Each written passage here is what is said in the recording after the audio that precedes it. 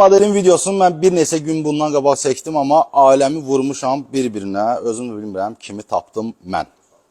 Deməli, bəzi səhvlərə yol vermişəm, onu düzəltmək fikrindəyəm. Bu notebookun prosesoru 7435 HS yox, AMD Ryzen 5 7235 HS-dir.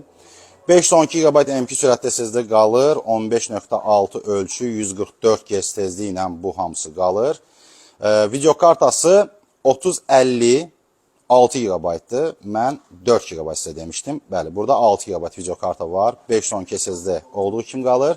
Operativ yaddaş burada hazır versiyada 12 GB ilə gəlir. Yəni 1499 manat dediyim qiymət 12 GB-lıq qiymətə aiddir. Amma təklif edirik ki, 50 manat əlavə ödəniş eləyib bu modeli 20 GB operativ yaddaşla əldə edəsiniz.